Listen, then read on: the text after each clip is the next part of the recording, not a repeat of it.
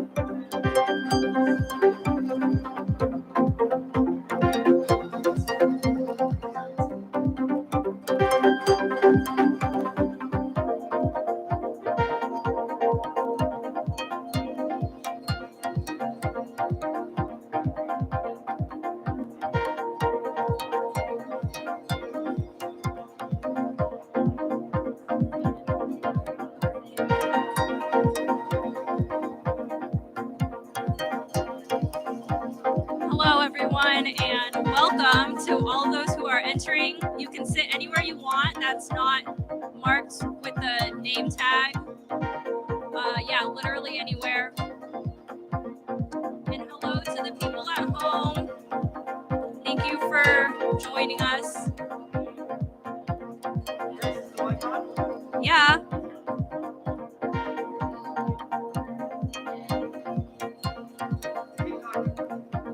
Hi, welcome to the people who are sitting at home. We'll do our interactive element in a few minutes, but to all the people who are entering now, you can sit anywhere you want except for the place that has a name badge on it. Hi, welcome.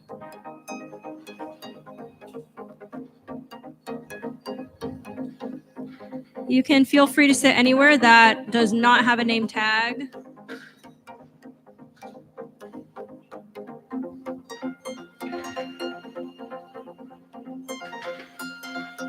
Hello, welcome.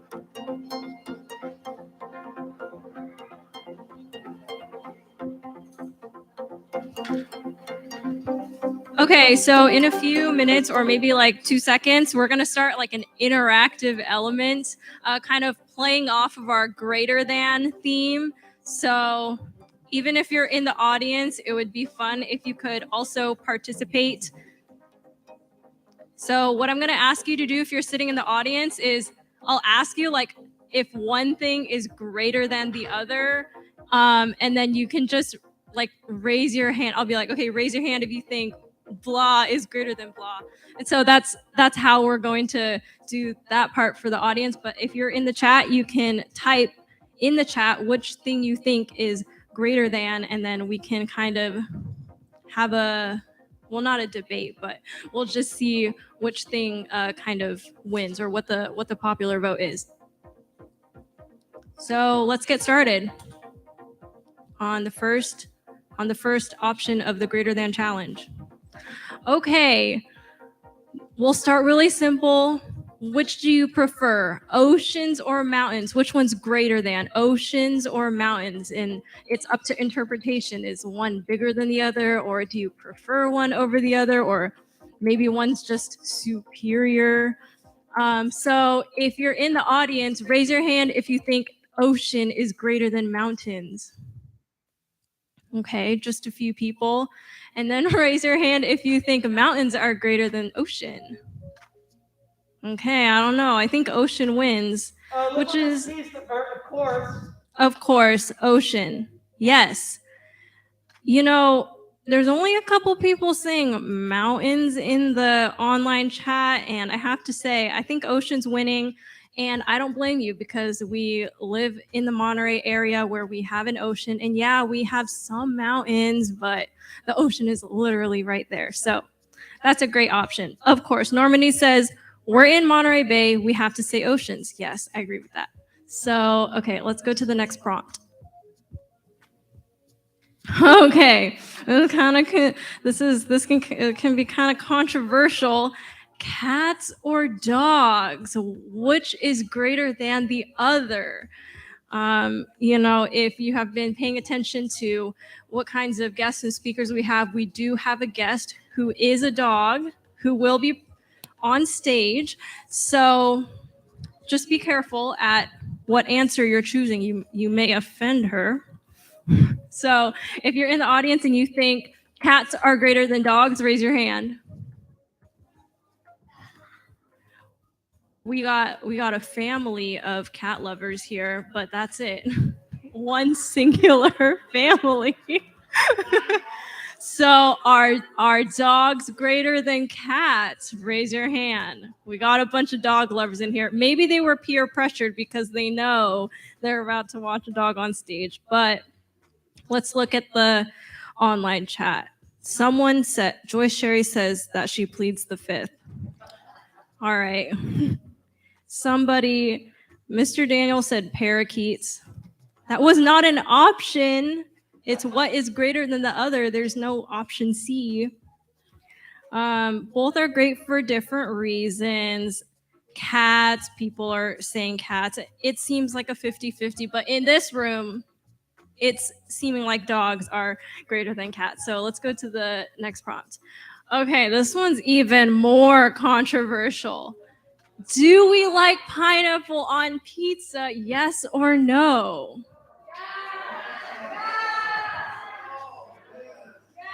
All right, raise your hand if you think pineapple should go on pizza. And raise your hand if you think pineapple should not go on pizza. It's really funny because the people who want pineapple on pizza seem really passionate about it. And then the people on the no pineapple pizza side, they're just kind of like, well, of course, it's an obvious answer. People in the chat, everyone says no. No, thank you. No, not so much. No, no, no. I knew the chat room was brilliant. But you know what? Somebody did say, yes, it's the best of both worlds, sweet and savory. I see where you're coming from. Okay, Mr. Johnson said, pineapple works on me paired with Canadian bacon, eh? Okay, we'll go to the next prompt. Okay, this is good. We have a lot of active people in this community. We have a lot of nice nature around us. So what's greater than biking or running? Which is greater than? If you think biking is greater than running, raise your hand. We got a lot of bikers in the crowd today. Okay. And if you think running is greater than biking, raise your hand. See, it's always the people who really love to run. There's not too many of them, but they just love it. And for me, my joints are like, I'm the person who goes on walks. So I used to run back in my heyday, but not anymore. Let's see. People in the chat. Well, Miss Keese likes hiking. Oh, wait, go back on the slide, please. Thank you. Some people say, I don't know, but a lot of people prefer biking. And I think this is a great place. So maybe if you're a mountain lover, maybe you're also a biking lover. So, okay, we'll go to the next slide now. Okay, In-N-Out or Five Guys? Are we loyal to California cuisine? So if you think In-N-Out is greater than Five Guys, raise your hand. Loyal Californians. And if you think Five Guys is greater than In-N-Out, raise your hand. Convert. I can respect that. Okay, Normandy brings up a really great point. In-N-Out burgers are better, but Five Guys has better fries. I'll have to stand with her on that one. She's just spitting straight facts. Someone in the audience says debatable, but that's why we're here. We're here to see what's greater than. Joy Sherry says In-N-Out has grilled cheese for us plant people. That's good. That's a good point. Taco Bell. Okay, next category. Okay, so when robots take over the world, Will they save us or will they destroy us? Okay, so if you think robots will take over the world, or sorry, when robots take over the world, they will. Will they save us? Raise your hand. Okay, these are the true robot believers. Man, the math and science teachers are raising their hand. Maybe they're on to something. Okay, and if you think robots are going to destroy us when they take over the world, raise your hand. Everyone else raised their hand. So, maybe we just have to wait and see. But let's see what the chat has to say. Scott Johnson says, shh, they're listening. Oh my. Another science teacher, math science teacher, he's on to something. And some people are saying destroy. Aaron says Elon Musk is right. Who knows? We'll just have to wait and see what happens when they do take over the world. Okay, next slide. Okay, to all the people who are coming in right now, feel free to sit in your reserve seat if you have one, or you can sit anywhere you want. Okay. Milk before cereal, so you have your bowl. Do you pour your milk in before your cereal, or do you put your milk in after you put the cereal? Okay, raise your hand. Raise your hand if you think milk goes before the cereal. Oh my goodness, we got like 2 hands up over here. And then milk after the cereal. Okay, yeah, that's what I thought. How about the people in the chat? Mr. Daniel says, just have cereal and milk at every meal. Fruity Pebbles. Okay. Miss Sherry is very passionate about saying who would put the milk in first. Some people, we can respect different methods. It's 2 different methods to get to the same result, but you're right. There really is only one right answer. But anyway, I'm unbiased. Next slide. Okay, do you take your coffee with milk or do you take your coffee without milk? And when I say milk, I don't just mean cow's milk. I can also mean oat milk, almond milk, cashew milk, coconut milk, sesame milk, your milk alternative of choice. So do you like it with milk or do you like it without? If you like your coffee with milk, raise your hand. There's no shame. There's no shame. I like my coffee with milk sometimes. Okay, and then do you take your coffee without milk? Oh yeah, it's all these hardcore coffee drinkers out here. They are like, I drink the coffee because I just need the caffeine. And then the people who drink their coffee with milk, they're just trying to enjoy their experience a little bit. Okay, let's see. People in the chat. With oat milk, with almond milk. Someone said lactose intolerant. Yeah, I see you. And the lactose intolerance, I know how you feel. Okay. So it's, yeah, Oscar says that he takes his coffee with Taco Bell. Oscar's really passionate about Taco Bell, you guys. And then Miss Keys takes her coffee with cream. So we got some 50-50s, which is pretty understandable, I think, in the situation. I like it both ways. It just depends on how I'm feeling. Okay, next category. Okay. What's greater than organic or non-organic? Okay. This can get kind of controversial. So if you think organic is greater than non-organic, raise your hand. Some people are doing the, so it depends. If you think non-organic is greater than organic, raise your hand. It just depends. Let's see. Okay. Miles in the YouTube chat says, I absolutely love eating pesticides. But then in parentheses, he says, sarcastic.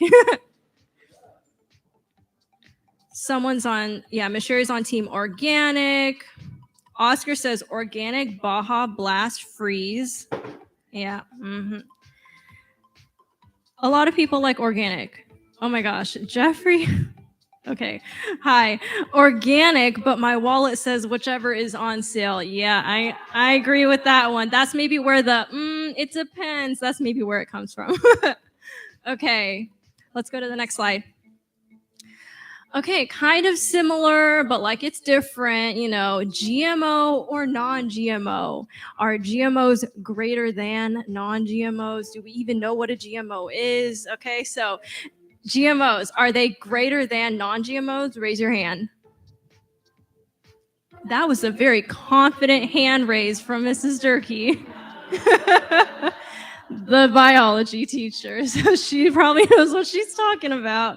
Okay, are non-GMOs greater than GMOs? Raise your hand.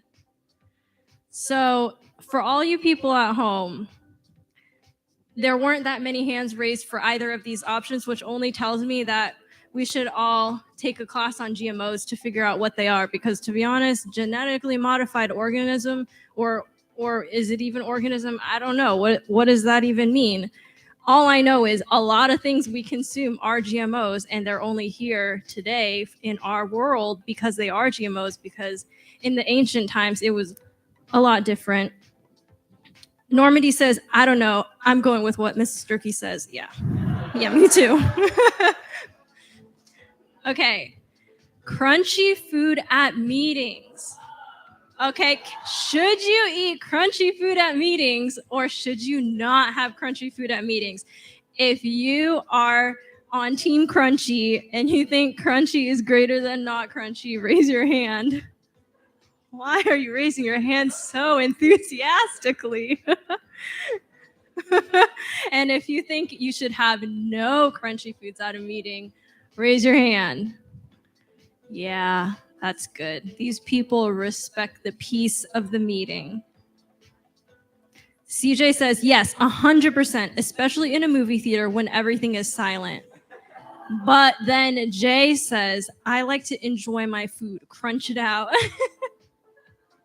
Okay. Scott Johnson, I'm eating crunchy food right now. And then Normandy says, don't eat food at meetings, but in general, crunchy foods are better. Jeffrey says, what if the meeting is a taste test on chips? How will we know which is the best then? That is a good point. Okay. Aaron says, if you share. That's also a fair point. If you're going to be disturbing the peace, you should share. Okay, next slide. Okay, iPhones or Androids. If you think iPhone is greater than Android, raise your hand. We got a lot of Apple lovers in the house. And if you think Androids are greater than iPhones, raise your hand.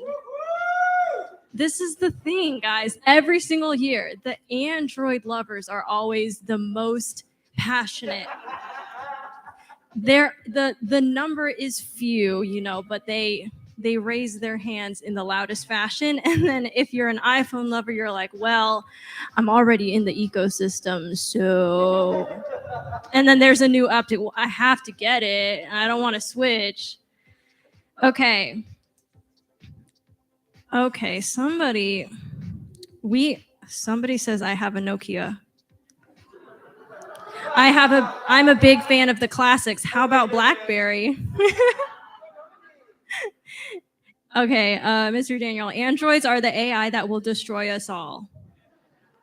Oh, okay. Mrs. Keys, iPhone, but really doesn't matter. Kind of like GMO. She's another science teacher, so I kind of believe what she says, Okay. Okay, perfect. Next slide. Is it the last one? Oh, wait, no. This is the last one. Okay. Salad forks. Yes. Do you support salad forks? Are they necessary or no? We don't care about salad forks. They're completely useless. If you are in support of salad forks, raise your hand. These salad fork supporters are supporters, okay? If you think salad forks are completely useless, they don't belong there, raise your hand. Raise your hand if you just don't care and you get whatever fork. Yeah. Most people don't care about the salad forks. Miles, I eat salad with a spoon. Of course he does. Chopsticks only. Sporks, obviously. Okay. You don't need to. There is no point. No forks at all. Just eat with your bare hands. Okay. Just pour the salad directly into your mouth. Be less wasteful. I mean, they're not wrong. Okay, well, thank you for joining me for this interactive element. I hope it was just a nice time for you to, get your mental wiggles out. I don't know. And we will get this event started shortly.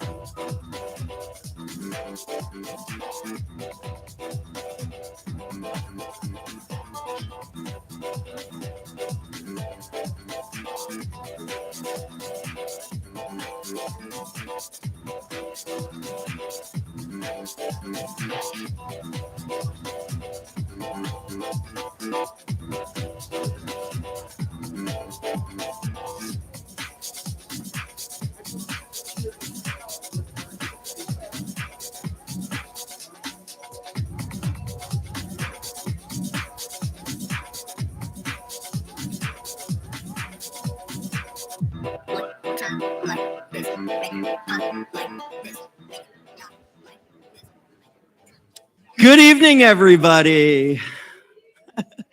Thank you so much for being here. I'm really excited to host the 7th annual TEDxYorkSchool.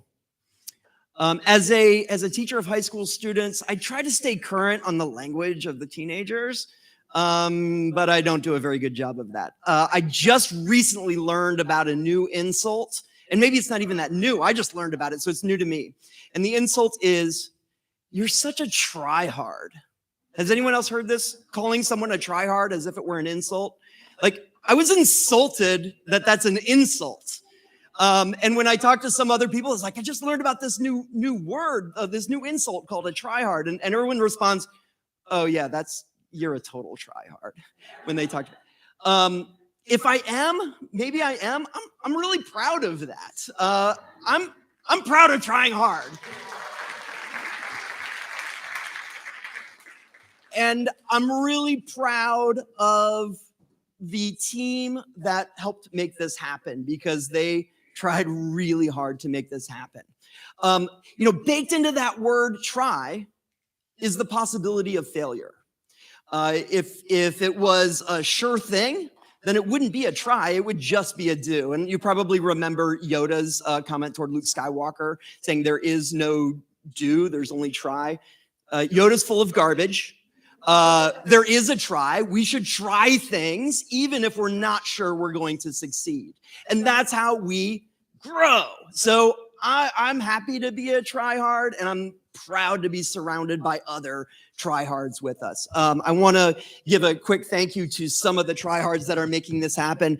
It starts with the crew behind the scenes here. We've got Aiden, Natalie, CJ, Wesley. Great job. Thank you so much for making the technology work. I can't even, I've got to mention Frances. She's going to be on stage as a speaker, but she's also like a tech person and helped make a lot of the technology behind here happen. Of course, the speakers you're going to hear tonight tried very hard to get to where they are right now, and I think you're going to be really excited about what they have to say. I've got to give a shout out to Oscar, who is lined up to be a speaker tonight, but he couldn't make it tonight. Oscar, we miss you, and we can't wait to have you here on this stage next year. I want to thank the faculty and staff who tried hard to help make this happen. Of course, Matt and Dustin. Erin Tucker is at home. She's our YouTube chat moderator. So those of you who are in the chat room thinking about misbehaving, Ms. Tucker is going to shut you down. Okay. Angie and Sean and Fauna and Aaron White, thank you so much for helping make this happen. And representing the trustees, thank you so much, Heather Oliver, for being a big supporter of this program. Thank you.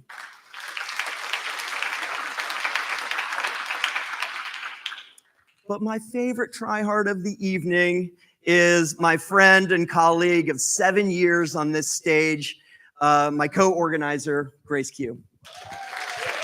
Thank you. Yeah, I guess here at TEDxYorkSchool, we love to try hard. So even though I would have been offended before, I'm going to graciously accept that as a compliment. So I just wanted to thank all of the people who are attending today. Without you, there would not be a TEDxYorkSchool event. So if you came and showed up in person, thank you so much. It's so awesome to see the theater filled with people again. Last year we had a much smaller audience because of COVID, but we're just so grateful that you're here and just supporting our speakers and the ideas we have to share with you. And thank you so much to the people who are watching at home, participating in the chat. I want to see you actively chatting. I'm going to be watching you. So show your support in the chat. The speakers will be able to look back on it when they go home or whatever it may be. So leave your support there. And they're not here yet, but I also wanted to thank the Johnson family for helping make this happen as well. And yes, my last and final thank you is to Kevin Brookhauser. He actually brought TEDxYorkSchool to York School. So this wouldn't be the 7th year if it weren't for him. So let's get the show started.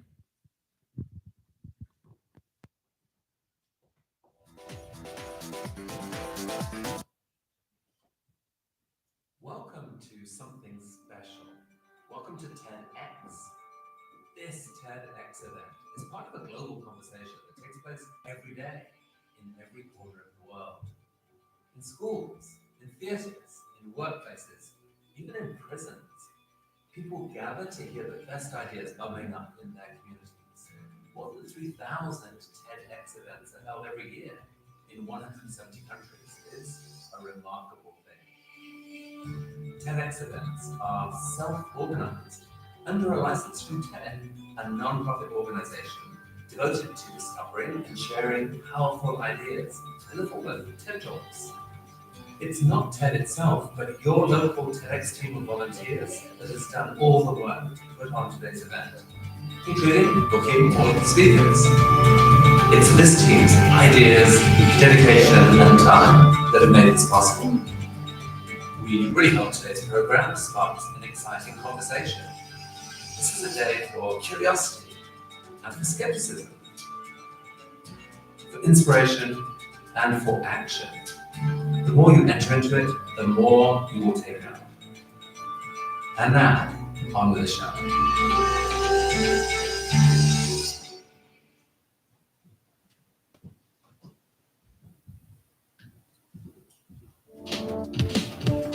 Good evening, everyone. Thank you so much for being here tonight. We're incredibly glad to have you all with us in-house and in chat. My name is Maddie Gill, and I'm delighted to be emceeing this year's event. If I could word map what comes to mind after hearing the term greater than, here's how it might go. Greater than, superlative, individuality, passion. Greater than, that one's seemingly self-explanatory, a little sideways carrot in algebra. Or at least that's where it starts. Superlative, you know, how in every yearbook ever, people's names are attached to some fantastical idea defining them. Though this is just the beginning, and though middle school me was not voted most likely to make an impact or to become the POTUS, much to my then dismay, I still remember who was. So here's where I'll switch up my definition just a little bit. Greater than, that little character, is what determines who is most likely to be, or just most, period. Is one quality greater than another? Individuality is what allows us to solve or balance this equation. When you possess an attribute in such a quantity that others can't help but ignore it, that's when we know a superlative, whatever it may be, is truly yours. And finally, passion. As we go through our lives and make decisions, silly ones like a child's proclamation of who they're going to be when they grow up, or those more monumental like where we'll go to college or how to navigate complex relationships, our values are constant. For me, I can't help but look to the future. I'm passionate about equity and sustainability in the long term. Why face the repercussions of a societal issue tomorrow when conscientious public action and public policy could begin to resolve it today? This term greater than truly does have a greater significance. As I go through life, I believe that every day should be greater than the next. So as I make decisions, whatever they may be, I stop to think, to ponder, what are the given reactions to any action I take? Will the world be more just because of my contributions? In other words, am I contributing a term to the equation which makes it greater than today? Thank you.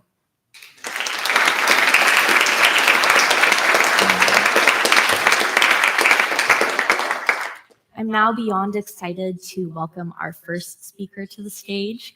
Though Hannah was once renowned for hating piano, so much so that she actually turned to biting her practice books, today she treasures the experience and all of the ties that it maintains with her family. Please welcome Hannah Zito.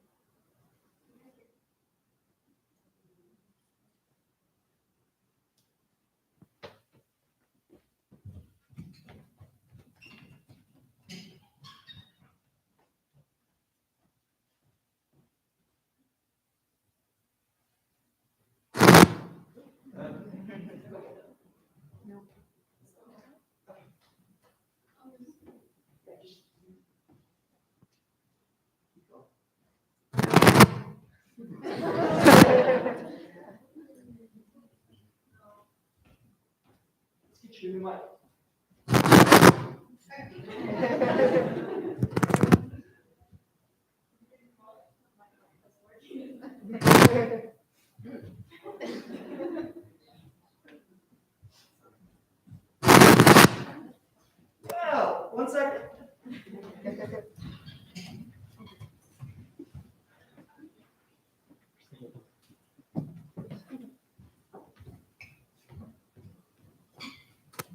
Check.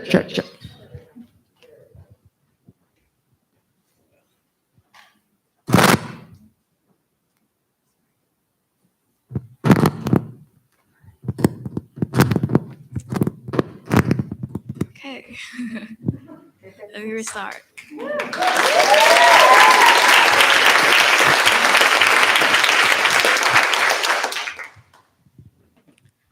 I haven't seen my parents for 849 days. Let's travel back in time for a minute to 2018. I was about to graduate from middle school and started dreaming of traveling abroad, fantasizing the freedom and opportunities the United States would provide an ambitious kid like me. At the young age of 13, I put on the backpack, left my parents, and went on my journey to a foreign land. On the plane, I looked out of the window and watched the hint of red slowly emerge from the horizon, just like a new chapter of my life starting to unfold. Along the way, I had many fears and trepidations. I envisioned all possibilities of my future, including what obstacles I might encounter and how I might overcome them. I was excited about the knowledge I gained and the progress I was able to show my parents. After arriving in Monterey, I slowly began to adapt to my new environment, and my life abroad that I longed for became the reality as everything gradually fell into place. I went home for Christmas in December of 2019. And when I hugged my parents goodbye at the airport 2 weeks later on January the 3rd, we had no idea what the next few years would bring. At that time, the World Health Organization had just published a paper on a few cases of pneumonia in Wuhan, but the pending doom of COVID was still a few weeks away. Every generation seems to have their "where were you when" moment. For my biological parents, it was the SARS virus that paralyzed Asia back in 2003. My host dad talks about the Kennedy assassination, and my host mom talks about the Berlin Wall coming down. And for many others, it's 9/11. For me and many of my peers, it is definitely the moment when the world paused on March 11th, 2020, and people entered a shifted mentality where everyone stopped living because we all feared dying. During this time, as a Chinese student, I felt an unprecedented loneliness and lack of understanding. As many other proud Chinese citizens, it was tough to watch my fellow countrymen become the victim of anti-Asian sentiments as the world struggled to make sense of the pandemic and needed to lay blame. Each day, the news was filled with skyrocketing number of confirmed cases and also horrific stories of crimes of retaliation against Asians, especially those with Chinese descent.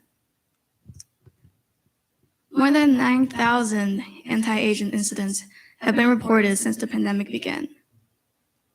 Just like the United Nations Secretary General Antonio Guterres said on May 8, 2020, the pandemic continues to unleash a tsunami of hate and xenophobia, scapegoating and scaremongering.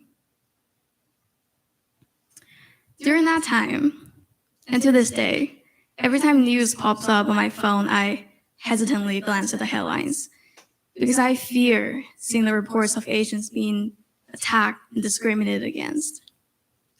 My heart breaks for them all, and I wish I could ease their pain.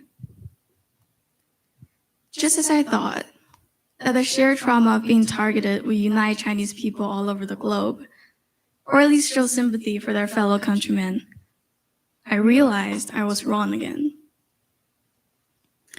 Whenever an international student share on social media how hard it is for them to live abroad and how much they miss their hometown and their family, the most common comments they get from Chinese people were not words of encouragement or sympathy, but responses brimming with rage and animosity. And I want you to picture this. You are an international student in a foreign country, and you share how hard your life is during COVID. And these are the kind of comments you get from your fellow countrymen. How would you feel?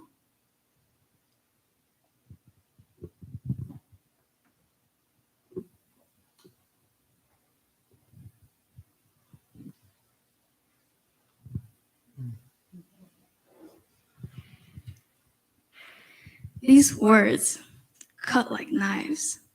They left me heartbroken. More than the discrimination against Asians, watching Chinese people rash out against each other made me sad and angry. It's a feeling akin to your family or your most trusted support suddenly no longer existing and realizing you're going at it all alone with no future and no way back. Experiencing the hostility from people on the two continents I love led to a profound feeling of sadness and longing for my family. The thoughts of them never left my consciousness, and the reality of the 6,234 miles separating us was all I could think of. I spent many an evening alone on the balcony, watching sunset to moonrise, lost in thought. There's this old Chinese poem. 海上生明月，天涯共此时. It means a bright moon slowly rises from the horizon, and my family on the other side of the world must be gazing at it at this time, just like me. I so miss my hometown, the beautiful city, and all the memories I had made there, where everything in life felt beautiful, where I could grab my mother's hand and laugh and joke with her, and where my father will spoil me by making my favorite dish of scrambled eggs. When I reminisce, I long for the smell of flowers. Apricot blossom in the spring, lotus in the summer, sweet-scented osmanthus in the fall, and plum flowers in the winter. My thoughts were pulled back to the dark balcony with only stars and the cold moon from millions of years ago. In the breeze, I could feel my tears streaming down my cheeks, drop by drop. Those teardrops were burning hot, just like my heart longing for home and for peace. Even though I struggle with these negative emotions every day, I never once mentioned them to my family. I tried to act as if everything was fine, because I knew that even if they knew how the current situation made me feel, there was nothing they could do but being worried. At the darkest moment of my life, a light spilled in. Or perhaps the light was always there, shining on my back. I just had never realized its warmth. Because of colleges shutting down, my two host sisters came home.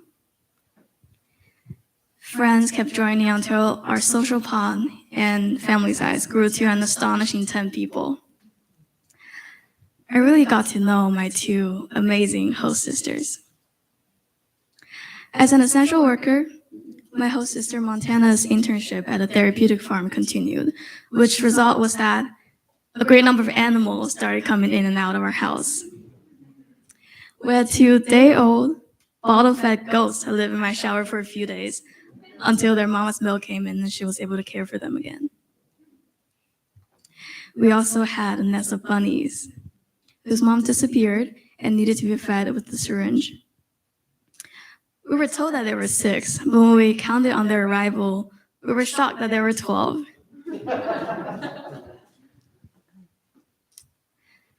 I remember a Zoom class pet show and tell where my host brother Andy asked us to hand him a baby kid, and we could hear Mr. Daniel taking the view on his screen and said, "Andy, is that a goat?" We also had 2 Bengal cats that lived in my room for a few months. They loved knocking things over in the middle of the night.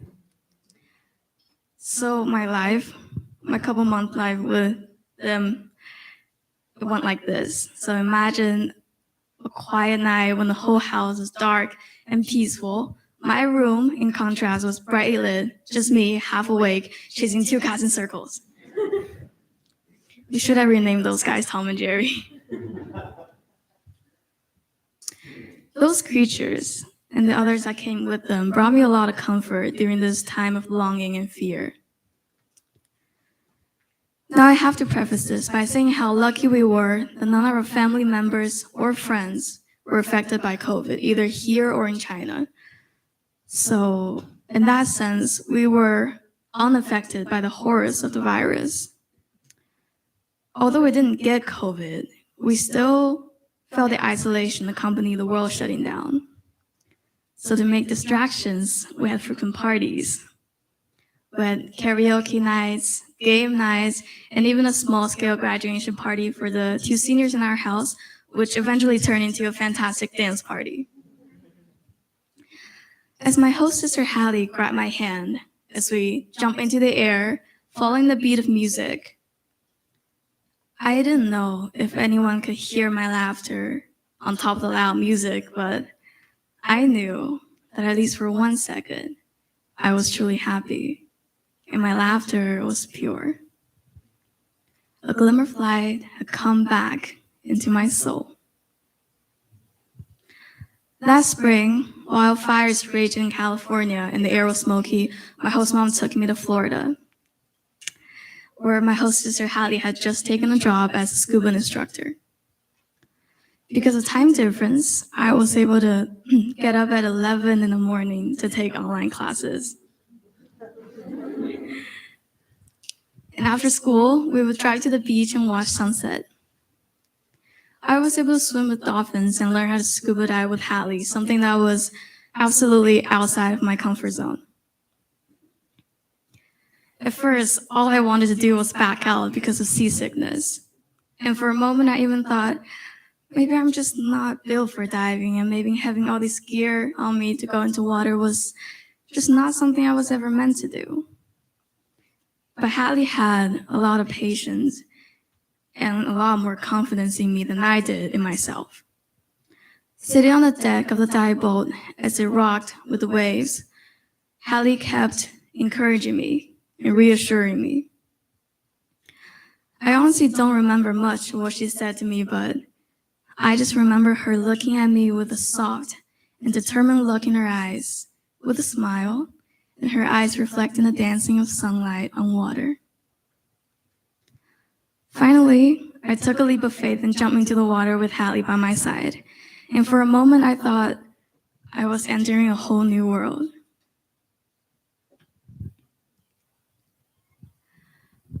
Hallie held tight to my oxygen tank to keep me safe and asked me with hand gestures from time to time if I was feeling okay. In her company, my rapid breathing slowed down, the decrease of heart rate and the increase of blood flow of the mammalian dive reflex kicked in the moment my face was submerged. I completely calmed down and carefully observed the colorful fish and the astonishing coral around me. I had never seen the world in this perspective before. Looking at the vibrant colors that surrounded me, I was suddenly lost in thought. My mind recalled all the recent events like playing back a movie. And I realized while I was fumbling to chase the cats in the house, while I was feeding the bunnies, while I was dancing to the music, while I was sitting on the beach bench, watching sunset and listening to the sea breeze, the feeling of a heavy stone weighing down my heart lightened little by little. And I realized that I've been home all along. With my host family's love and support, they got me to see the world in the most beautiful way, washing away my worries repeatedly like the sea, like the waves in front of me. It made me realize that family can take many forms and that they seamlessly fill the void left by me missing my parents. Although they never said anything, they never let go of my hand until I was pulled out of the gloom and was able to see the world in brighter colors again.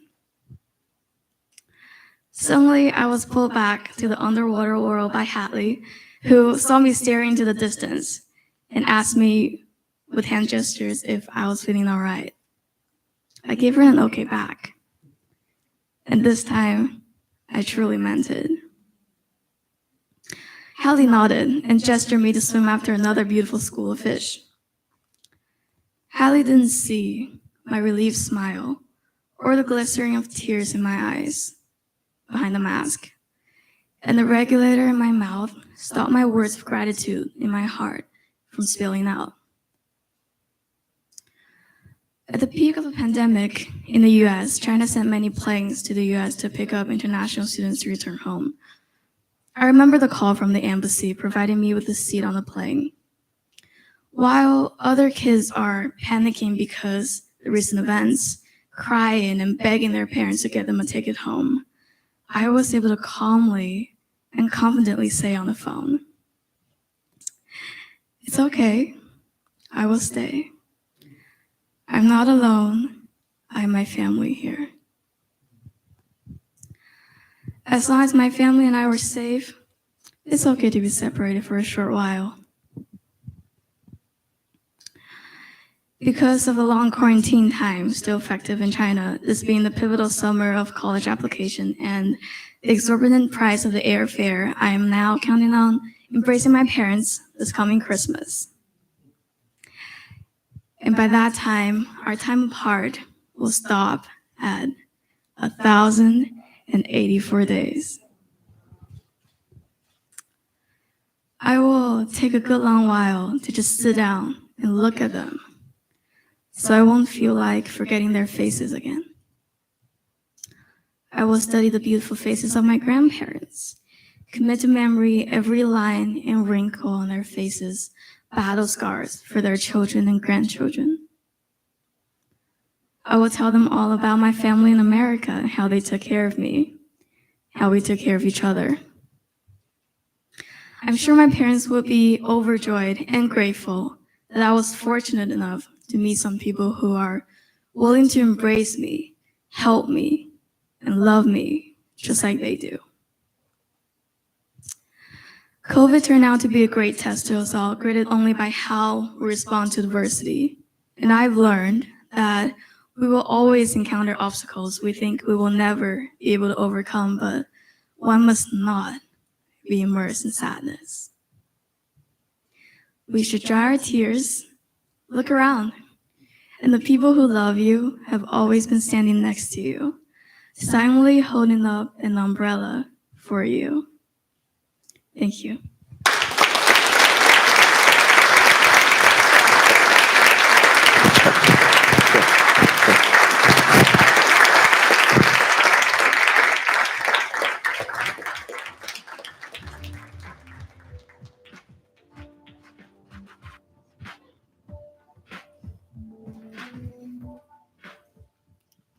Since 1983, Mrs. Durkee has created, by hand, nearly 24 cross-stitched Christmas stockings.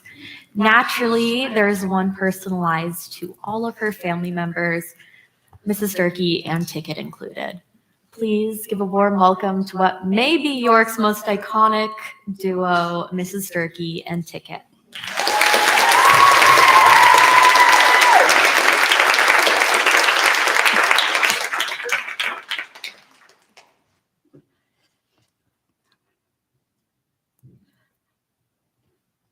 Are you ready?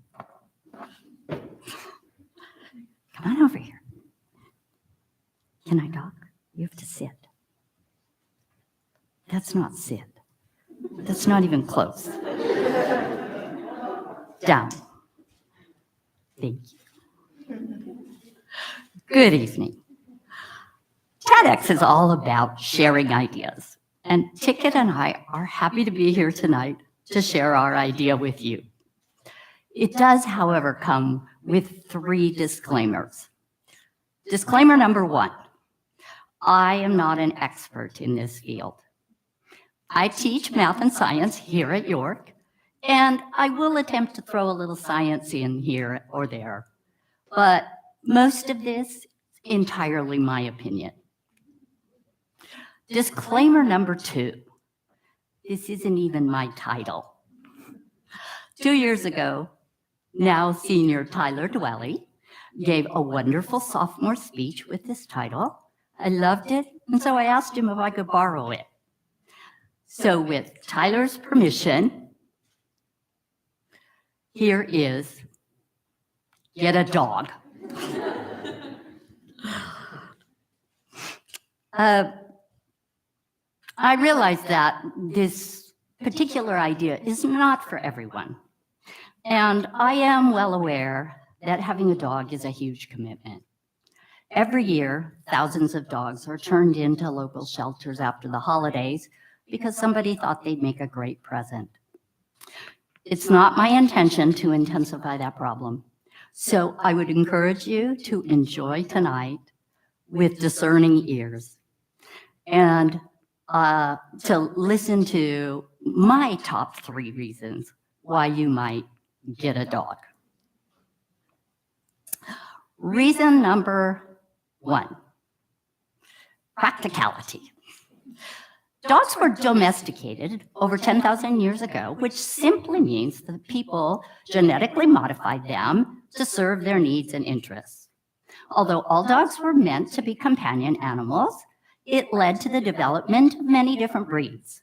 Some that guard livestock, some that track game, some that actually just were bred to sit on someone's lap and cuddle.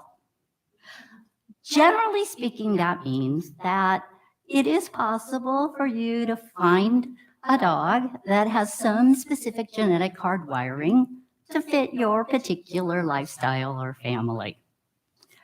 Ticket is a Nova Scotia duck tolling retriever. She is a toller. Remember Ernest Hemingway's For Whom the Bells Toll?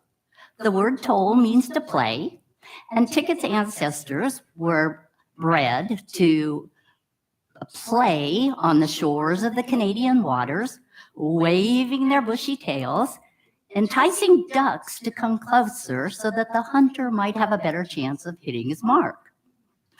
If he was successful, he'd send the toller in to retrieve her prize, thereby ensuring dinner on the table and a toller owner who managed to stay warm and dry. Because of Ticket's basic instincts, I was actually able to train her to retrieve ducks. And she actually has 2 hunting titles. I am not a hunter, though. I have been able to put her retrieving skills to good use from time to time. Last summer, I had a total hip replacement. It wasn't always easy for me to pick things up when I dropped them. No worries. I had Ticket. Fetch it up.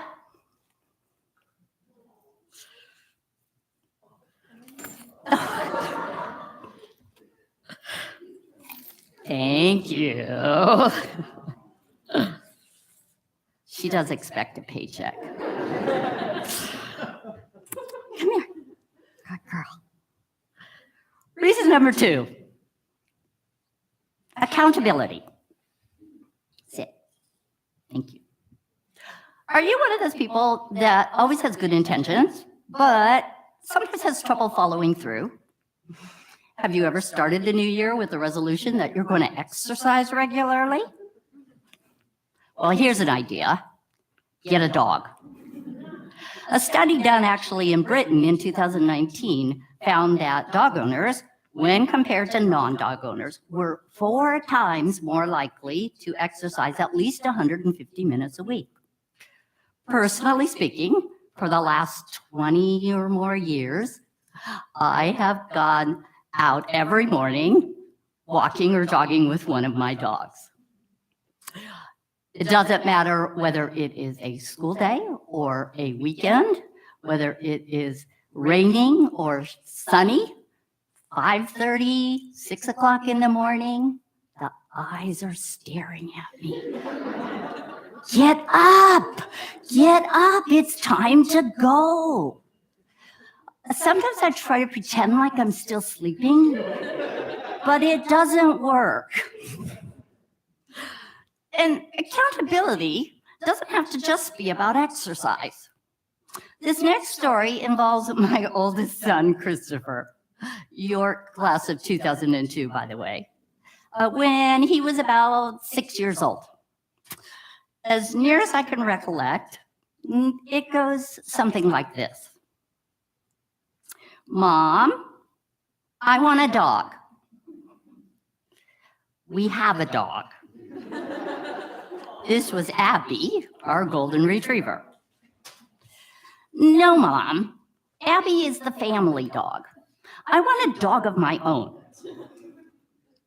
You can have a dog of your own when you're old enough to take care of it on your own. How old do I have to be? 13. Okay. I'm going to admit that that was a purely random answer. So here's an idea, completely unrelated to this talk, that I'm going to throw in free of charge. As a parent, never say to your child something that will come back to haunt you. Fast forward about 6 years. Mom, I'm going to get a corgi. What?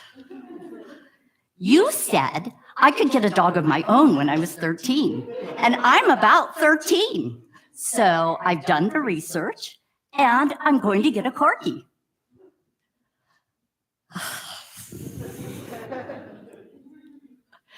Well, you know what? After a short deliberation with my husband, we actually decided to let Chris get a little red Pembroke Welsh corgi that he named Gus. And Chris did everything for Gus. He fed him, he brushed him, he potty trained him, he cleaned up after him, he took him to obedience classes.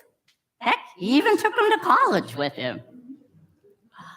And I am firmly convinced that taking care of Gus, that accountability, helped to shape him into the adult that he is today. A loving, caring, responsible husband and father to his beautiful wife, Lindsay, my 2 adorable grandchildren, and 2 dogs and a cat.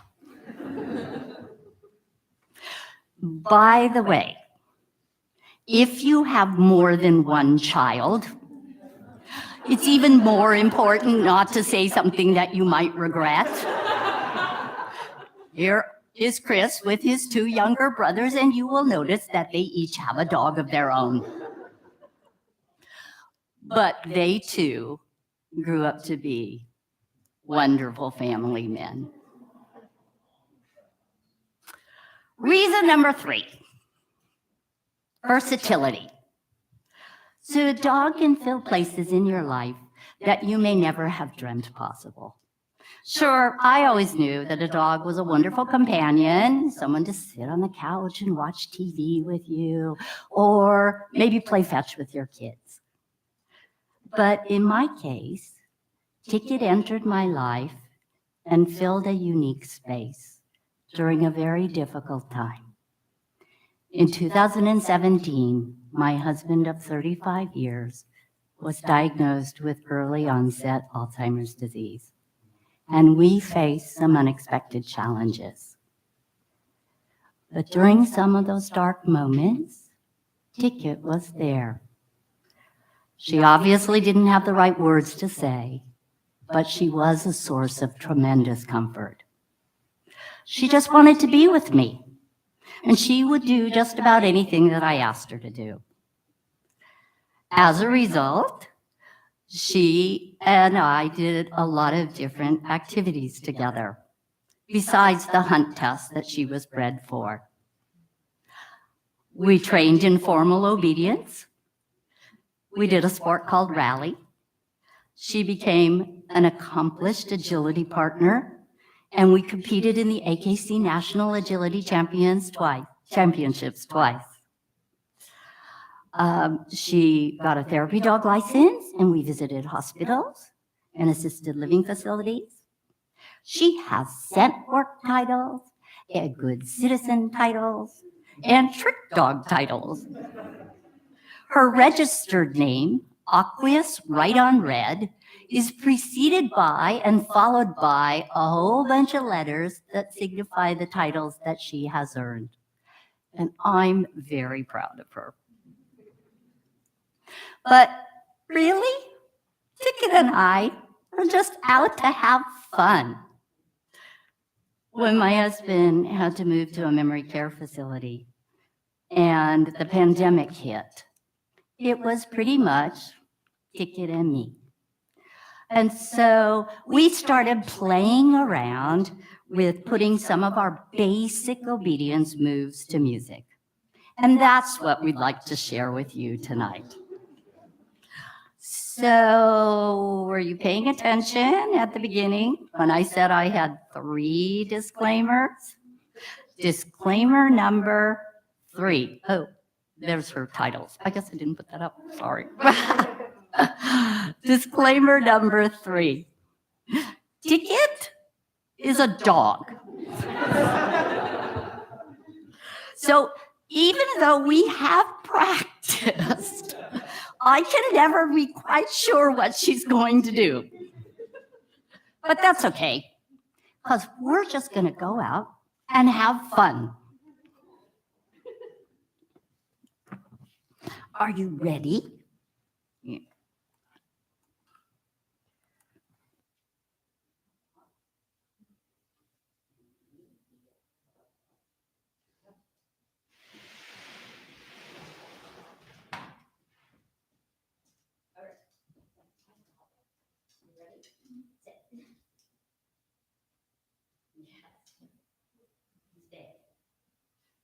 All right, Aiden, hit it.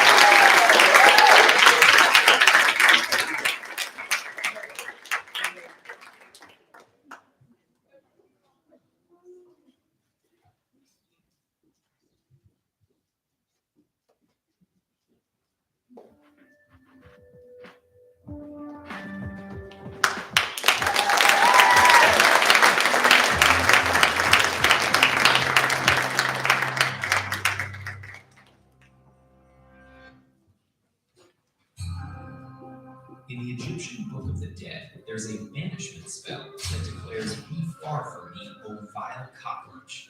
More than 3,000 years later, we're still trying to oust these insects.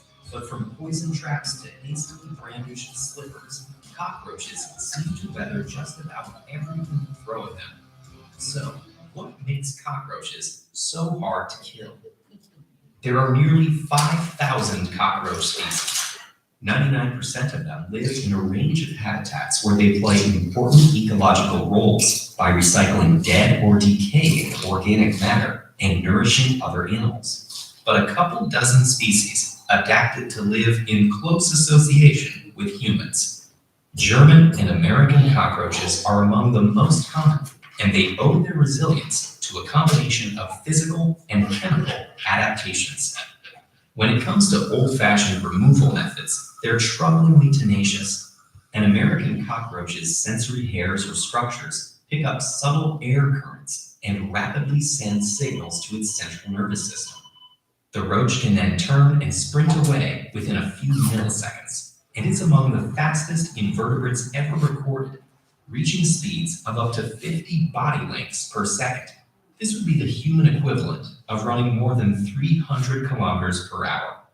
And finding a hiding place is no problem. With its flattened, flexible body, an American cockroach can squeeze into spaces less than a quarter of its height. Even if we do land a hit, it can withstand compressive forces of up to 900 times its own weight by distributing the impact along its body. And the cockroach's toughness doesn't end there.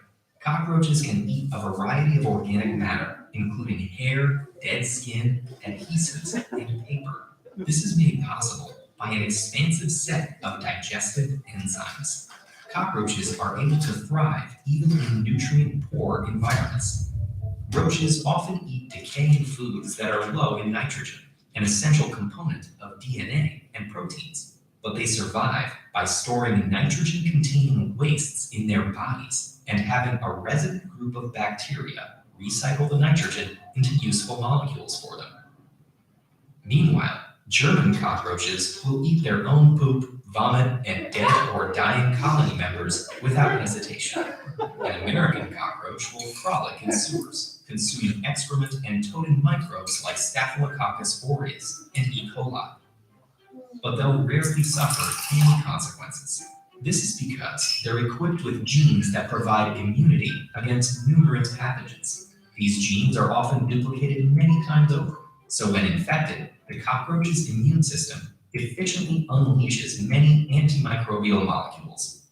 Cockroaches also have a slew of defenses against pesticides. When a non-resistant roach walks on a surface that's been sprayed with a pyrethroid insecticide, for example, the results will likely be fatal.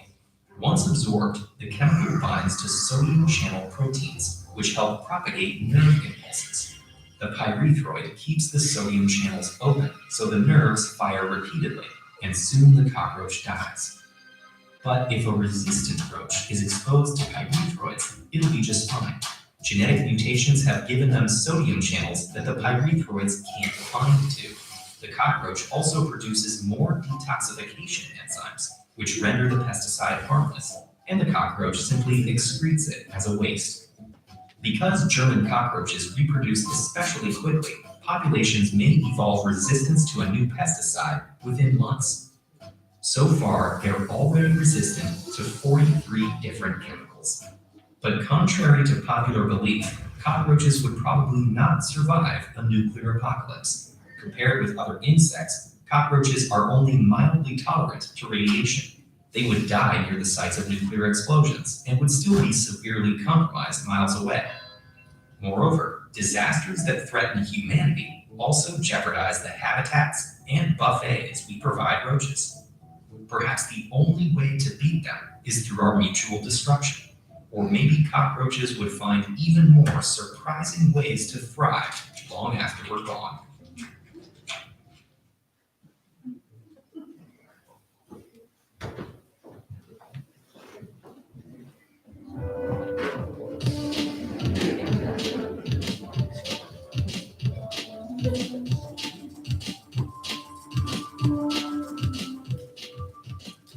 Frances is a natural craftsperson. From homemade homecoming dresses to beautifully bound books and bags, she's done it all. In other words, Frances was destined to create. Please welcome the one and only Frances Cardinale.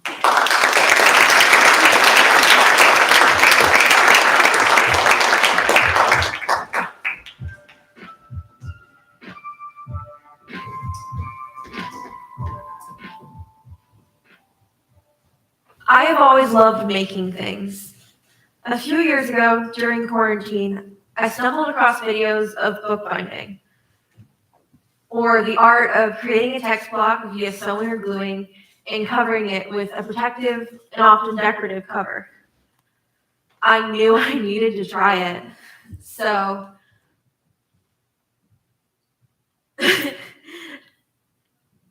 I knew I needed to try it. I love books. Maybe it's because of the stories and knowledge they hold, or the fact that they're ageless, preserving ideas through time. The art of bookbinding has always been interesting to me as well. It dates back to 6th century monks and medieval scholars, growing and changing over the centuries to create beautiful, functional, and long-lasting books. It is especially important to preserve this art now that most books are made on machines, simply glued together, such that they only last 10 to 60 years. My first book was made mostly out of supplies from the CVS, with the notable exception of my parents buying me a legit bottle of glue once they realized I had a chance at making something actually good, and a thin piece of leather to cover it. It may not have been perfect, but it got me hooked. Since then, with the support of my parents and my friends and mentors at the Youth Arts Collective, I've been able to try many different things, different binding styles, and all sorts of designs. My favorite way to cover a book is with leather. You can dye it, you can stamp it, you can decorate it, you can carve it. I'm going to demo some skills for you now. Can we turn on the document cam?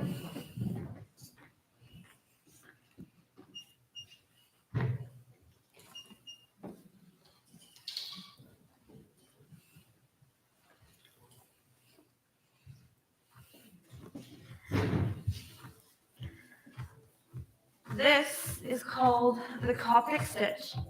It's one of many binding methods used to create a text block, or just a combination of pages, a book before its cover. The key thing with the Coptic stitch is to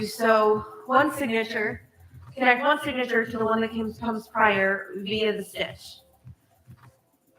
So first, I go into the first hole on the signature.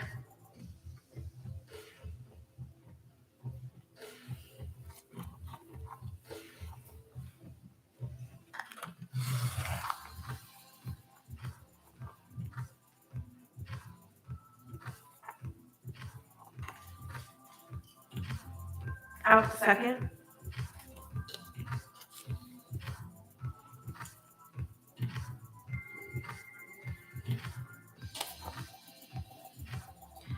Loop around the stitch prior.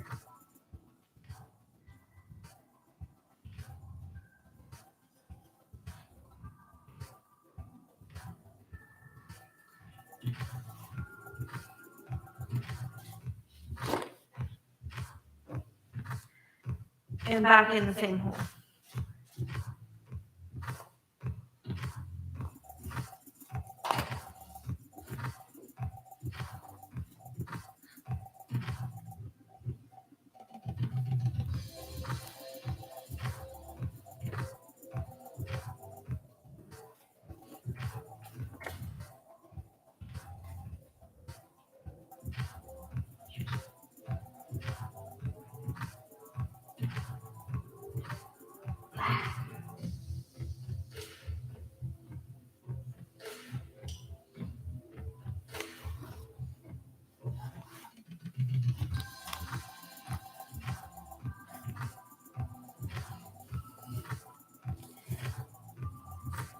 Now I'm going to show you how I decorate the covers.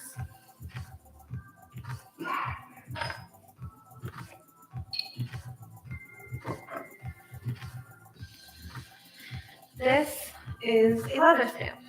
It looks like a chisel because in many ways it is. First, you wet the leather because the skin is more malleable and will accept designs better when wet. Then you line up your stamp and hold it very still.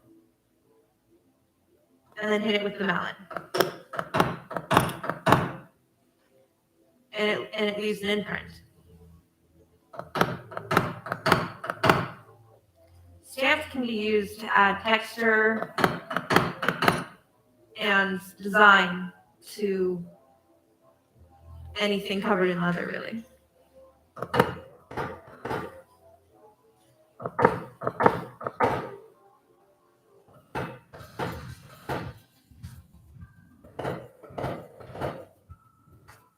As you can see, with a combination of these simple tools and methods, I can create beautiful books. Thank you very much.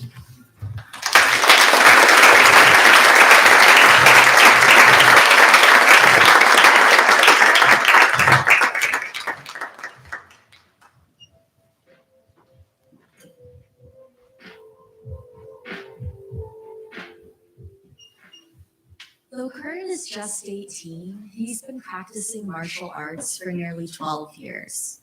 You do the math. Roughly 60% of his life dedicated to learning one practice, where, along the way, he's learned how to persevere and be beyond diligent. Next up, we have Curran Sethi.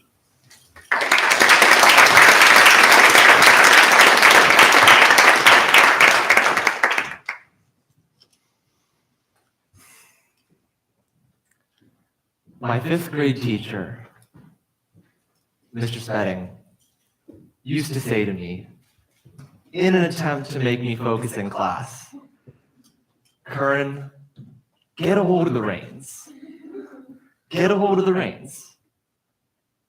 Now, since my time in Mr. Spedding's class, I have pondered over the significance of that credo. It wasn't until I was faced with managing anxiety and depression that I came to realize the true significance of Mr. Spedding's words of wisdom. Flash forward to the beginning of the COVID-19 pandemic. My brother had just moved away to college, and my mother and father were hard at work every day. From 7:30 in the morning to 7:30 at night, I was alone. It was just me at the computer, tuning into my classes on Zoom. I should have been in person with my peers. I should have been able to practice volleyball with my team. I should have been able to go to the movies with my friends. All of that was gone in a blink of an eye. I felt anxious, depressed, disconnected. I approached my mom, asking to speak with a therapist. I'm not going to sugarcoat it. She was worried. I really believe it's a mother's nature to just jump to the worst. Of course, in an effort to ensure her child's safety. At the center of her worries was me. She was worried that the doctor would be heavily reliant on a purely Western medicine approach. And what I mean by that is first relying on antidepressants without open conversation and my feelings being heard. Well, antidepressants have an important value for many, but she didn't want that to be the first line of defense before getting to the root of my anxiety without considering alternative therapies. After weeks of searching for a therapist, one whose schedule had not already rapidly become full, we landed on one. You see, it was apparent that therapists had all become inundated with adolescents, all going through similar mental health experiences. But my sessions with my therapist didn't last long. A, because I felt that the personal connection that is typically shared between a therapist and a patient was lost on Zoom. And B, mostly because my therapist was recommending medication without listening. I was not being heard. Medication, undeniably, is valuable technology, but everybody deserves to be heard and understood first. I needed to really get out how I was feeling inside. My anxiety did not wane. In fact, it worsened. At this point, my grandfather had just passed away to cancer. One of my dear friends almost took their life. And if that wasn't enough, I was crawling my way through isolation from friends, distance learning, SATs, college applications. I mean, everybody. Just insert your list here. Shockingly, I don't believe myself to be an anomaly. Sure, my world turned inside and out. But the same was true for the rest of the world. At that moment, I didn't need a therapist to prescribe me medication. I needed someone who would sit with me, to empathize with me, and to tell me that my pain made sense. Confused and frustrated, I took to the internet and I found this.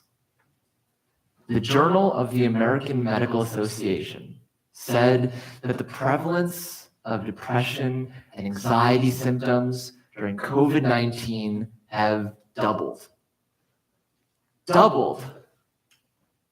This statistic alone is why I know I am not an anomaly. The entire nation, heck, the entire world was going through the same mental health struggles. But why? As I started to research and dig deeper, I discovered that as a society, there are 9 underlying causes for depression. The first 2 are biological and chemical, understandable causalities. However, the other 7 are directly associated with our social interactions. Suddenly, the drastic spike in cases of depression and anxiety made sense. My struggle made sense. The COVID-19 pandemic restricted us from socializing with friends, going to work, and connecting with values that make us human. It is also axiomatic that the pandemic was and still is a catalyst for many future childhood and adult traumas. Number 8 speaks for itself. We didn't know where or what was safe. And I'm almost positive that most in this room, at some point, felt some level of loss of hope for the future of humanity. My path towards mitigation began to seem clearer and clearer.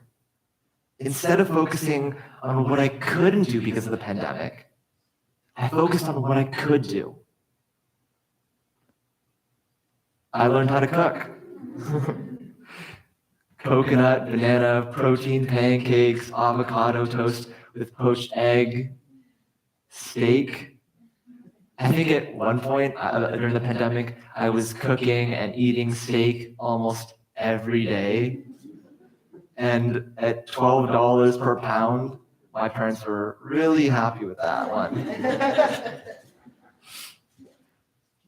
But I also started a fitness journey, built a home gym, and committed myself to a regimen. And I was fortunate enough to continue practicing karate and jujitsu, earning my black belt with the title of sensei. Controlling our emotions, most definitely, is easier said than done. Find resilience in the facets of life that bring semblance of joy and control. Surround yourself with those individuals who have the capacity to notice and listen, be it a parent, a sibling, a friend, or a teacher, right? And be that person for someone else. In the face of adversity, there isn't one silver bullet. Take it one small act at a time, one step forward at a time, one day at a time. And I can confidently say that the more I focused on those outlets, the easier it became to get a hold of the reins. Thank you.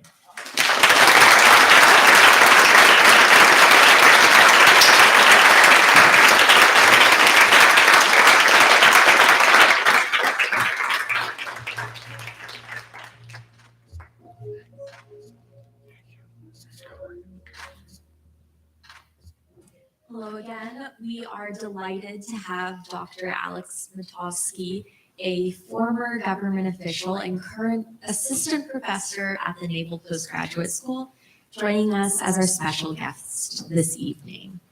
Outside of his extensive work and research, Dr. Matowski doubles as an aspiring amateur astrophotographer, a true mouthful for me. Please welcome Dr. Matowski to the stage.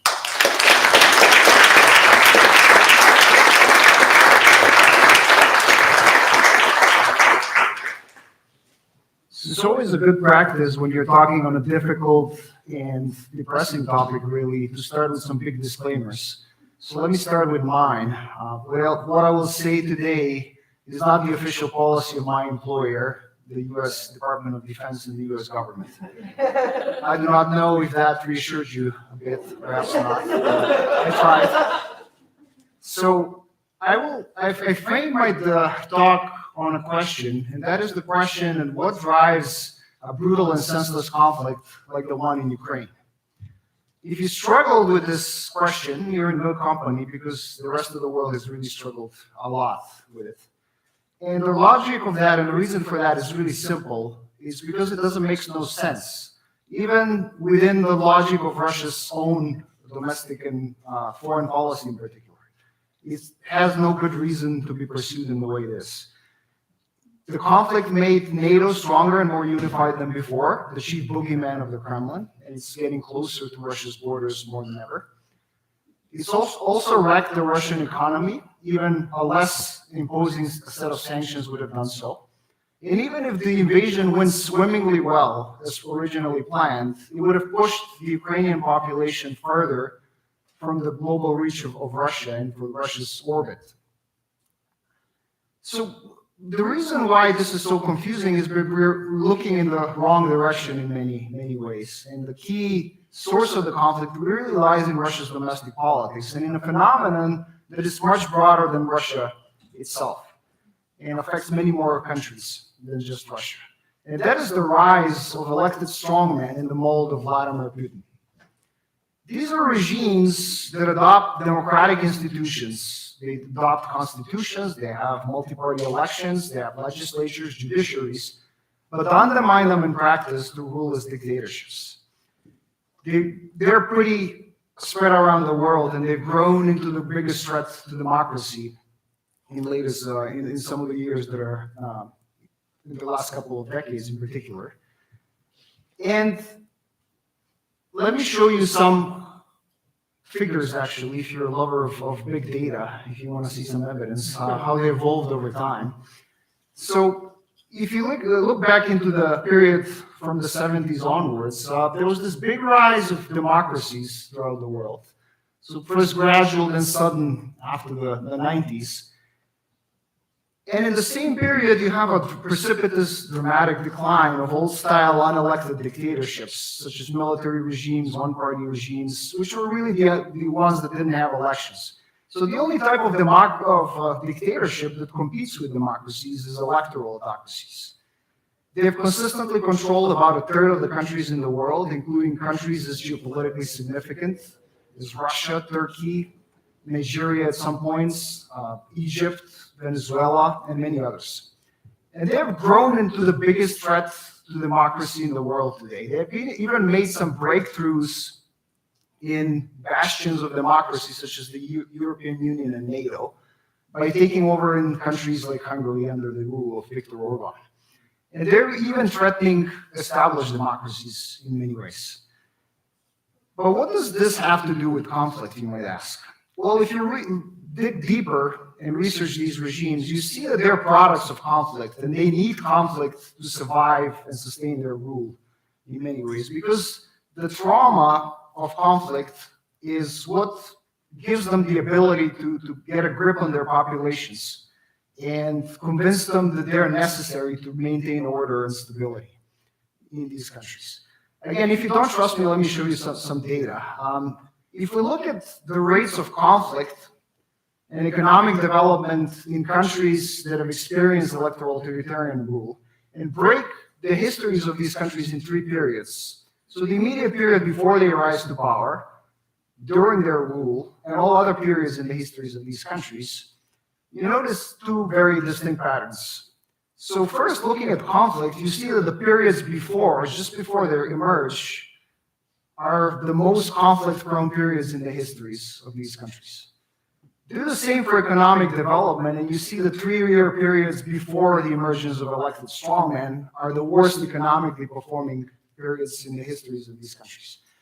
So basically, these strongman regimes convince their people that they're the best solution to these problems, that with their iron rule, they break through all the issues and problems they're facing, and they can fix anything, basically. Let me show you how this works in practice. This appeal is essential, that they're the strong solution to any problems countries face. So this is Russia under Putin. Putin became enormously popular by promising to raise Russia from its knees after its enormous collapse in the 1990s. Then every campaign he ran after that was premised on the idea that he is the strong, effective leader and ruler that Russia needed. The basic subtext actually told this is that while Putin is there, so is Russia. If Putin is gone, Russia will collapse, as one of his cronies famously claimed at one point. Turkey's Erdogan is much less aggressive than Putin, but he took some parts of the Putin playbook. And as you can see, he's projecting pretty much the same image. Adds strength to Turkey's power if you vote for him in one of the Turkish elections. A more blunt slogan has been, if you want bread, vote for Erdogan. And this is kind of the type of scaremongering that makes populations basically turn to this type of take comfort in the strongman, if you like, in many ways. The perfect example of scaremongering is actually Egypt under El-Sisi. So one of the catchphrases of Sisi's supporters has been, at least we're not Iraq or Syria. Well, that's a very low bar. And if you make people believe that, you can convince them to stick with you, and you can get away with a lot of mischief, corruption, bad governance, you name it. Let me show you how this worked in practice in the Russian case, how people got convinced to vote for Putin through stoking these fears in elections. So I'm going to show you popular support for Putin's re-election. So how many people actually wanted Putin to stay in power after the end of this current term at the moment when they're polled? So around 2013, you see actually that more Russians openly professed they would like Putin to leave at the end of his current term than to stay in power. and then Putin annexed Crimea, and see what happens after that. You see a complete reversal of patterns. So impressed by Russia's power projection, this projection that is a great power again, and by the imagined external threat it created with this invasion, they want to stick with their strongmen again. And this rally lasted for 4 years after that, allowing very easy re-election for Putin in 2018. But then they started getting tired of him again. And these lines were going to cross at the end of about 2021. And you know what happened after that? The invasion of Ukraine happened. So this pattern is repeated in every electoral autocracy. Whenever they get threatened by popular revolt and rejection by their populations, they stir and create and manufacture the crises that justify the repression and the system they project and create. So you might ask, what can you do about this? Well, in your free time with dealing with such small problems like global warming, you also need to think about these regimes and how to respond to them and how to act to them. And there are really 4 basic, simple strategies to begin with. One is actually the same as the one we need to deal with global warming, and that is to stop fueling electoral authoritarians by moving away from hydrocarbons as a key energy source. So hydrocarbons literally fuel electoral authoritarianism, especially in some of the key countries, by providing an easy source of income, which is non-taxable income for these regimes. And that one is crucial for the corruption that they use to subvert democracy from the inside. It's also useful to sustain the security services and the militaries they use to suppress their own population and to threaten other countries in the world. The second policy should be to crack down on offshore corruption. And let me give you one figure to illustrate the scale of the problem here. 75% of Russia's wealth was offshore before this invasion of Ukraine we're experiencing right now. So that's 3/4 of Russia's economy was offshore, much of it stolen by corrupt officials and placed in foreign bank accounts, property, yachts, you name it. And this was crucial for sustaining Putinism because this corrupt money gave the leverage to the system to incite officials to break the law, subvert democracy, to keep cronies loyal, and so on. Western economies and financial institutions shouldn't be facilitating this. The third key strategy is to really help the nations or the potential targets really of the aggression by strongman regimes to defend themselves. These are nations that are usually used as props by strongman to project their negative energies, if you like, to invade and to create external threats and to justify their rule at home. In the last few years, there was a great reluctance in the Western countries to support countries like Ukraine out of fear that this might provoke an invasion by Russia. Well, what we learn now is that what provokes strongmen is actually weakness. The expectations that they will meet no resistance when they're projecting their aggression. Finally, we shouldn't forget to reinforce and safeguard established democracies. And especially no democracy is really safe from this kind of regime. One, safeguarding and nourishing all democracies is really, and their health is really what motivates people in other countries to dream of better lives in their own country, to rise up against regimes like these strongman regimes that I talked about, and to resist them. Also, no democracy is safe from these regimes, and every democracy is really one big enough crisis away from strongmen becoming an attractive alternative for some chunks of the population. So what we should do is really nourish our democracies, resolve the crises that they're facing, first of all, and also strengthen institutions that serve as key roadblocks for strongmen.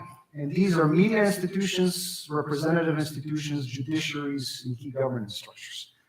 For all it takes for strongmen to take over in a lot of democracies, and really all democracies, is for the societies to do nothing. Thank you very much.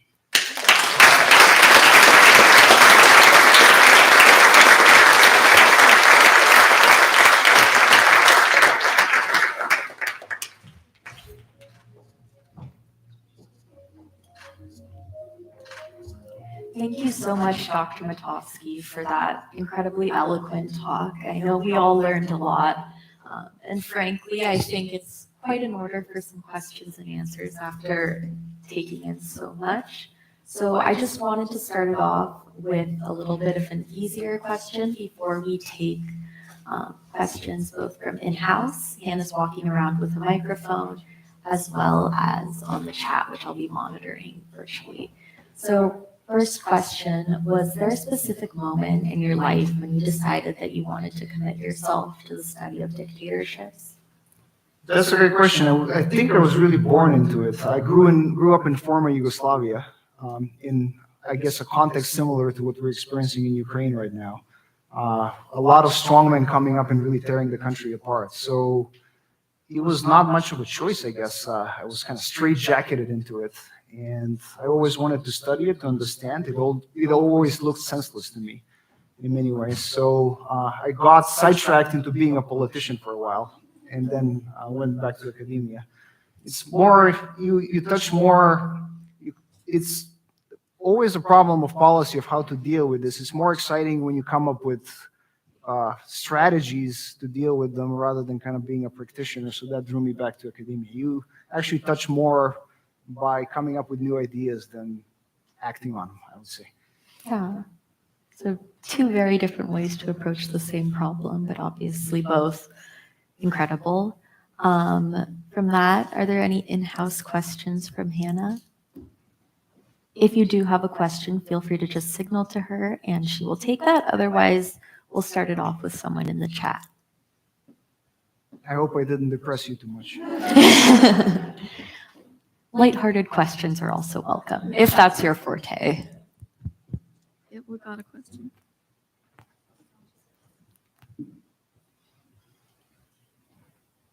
Thank you for the talk, Doctor. Besides the polling information in regards to the change over time just prior to the elections, were there any specific kind of indicators inside the country, inside Russia, besides that in terms of actual threats to Putin and his regime? Thank you. So I presume you mean anything that might displace him from power. Yeah, this is these regimes are very precarious. They project strength, but they're extremely vulnerable always on the outside. And one example is actually there's a lot of rumors about Putin's health. Occasionally you see them in the media. Once he actually had a real health issue, he injured his spine, so he was wincing in pain in meetings. And this actually created a government crisis because everything depends so much on that one person that it's kind of a house of cards. If you remove that element, the whole kind of crony system crumbles. So even a rumor, they're so sensible and vulnerable, if you like, that even a rumor can displace the leadership. There was another incident when he disappeared for 10 days. So he didn't show his face for 10 days on the camera. And then the government actually stopped working, basically. Lower ranked officials didn't want to take decisions out of fear that something might have happened to him. They didn't want to be on the wrong side of whoever's taking over. So they're projecting strength, but that projection of strength is actually revealing inner weakness in many ways. So there are so many ways and things that can threaten him. And he's really cornered right now. With the way that the war is going in Ukraine. Yeah, I think it's hard to kind of remember sometimes that all of these politicians, dictators, whatever they may be, are really just people like you and I, and we all have our faults, obviously, as well. No, absolutely. They're actors. Like any politician is basically an actor. You assume a role and you project that role. For sure, even the best ones project the role of a leader, assurance when things are not going great. A lot of great leaders you remember, like Churchill and so on, were not as sure in their own private selves as much as they were in projecting that. And for strongmen, it's almost a cartoonish-like character you're projecting. When you've probably seen Putin half naked riding horses and hunting bears. It's exhausting to do that. Think about it. You have to do that. First of all, you get older, it's harder, right? Second, it's exhausting. I don't want to be on a horseback every weekend, right? I want to just stay at home in my pajamas or something. So it's just exhausting to keep up that act. And that act doesn't end in the camera. You have to do it with every basically official internally, so because they need to fear you as well. So if you show any weakness internally, it's a little bit like the mafia, basically. Like you're the mafia don, you show any weakness, and then other gang members basically attack you to take over. Wow. Very insightful, per usual. Our next question is coming from the chat. A student, Trevor Bernardino, has asked, first I have to preface this by saying it's a two-part question. So Okay. how do you believe the aftermath of World War II affected the splitting of Czechoslovakia? And do you think that the formation of the Czech Republic and Slovakia was the correct decision? Ooh, that's a complicated one. Yeah, so a lot of countries actually split after the end of communism. The Czechoslovak divorce was actually a very peaceful one. So in many ways, it was a divorce that was much better than things that happened, say, in former Yugoslavia, the former Soviet Union. Both countries are part of the West now. They're thriving. Again, if you ask the locals, they're not always going to be that happy about how things turned out. But Czechoslovakia was kind of the best outcome if you think about it in terms of what happened after the end of communism. Is it better to live in larger federative countries versus smaller one? That's a question I don't think political science has explained already.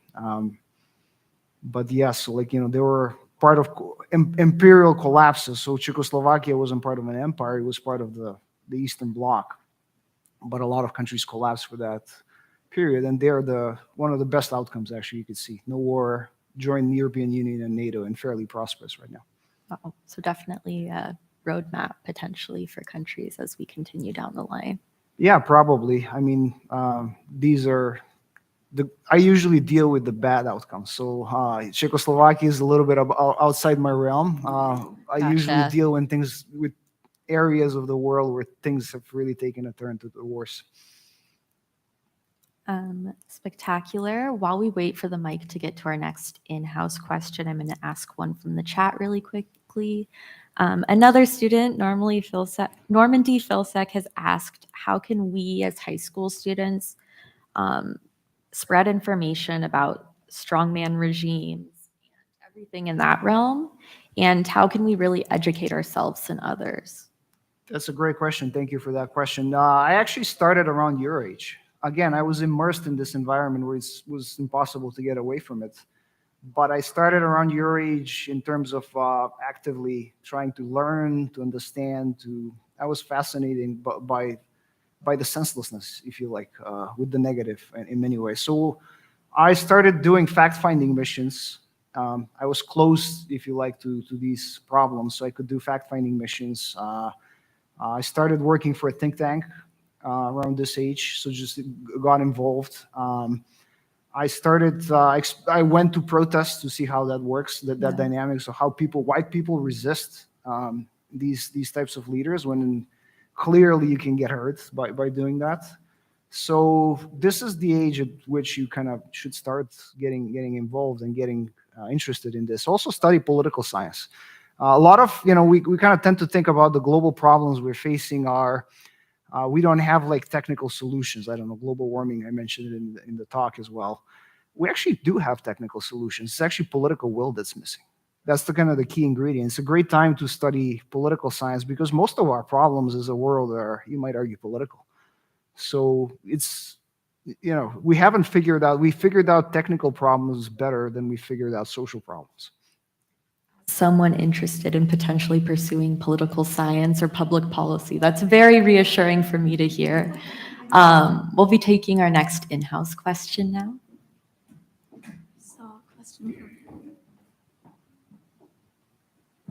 So if I'm understanding you correctly, after Putin invaded Crimea, his numbers went up.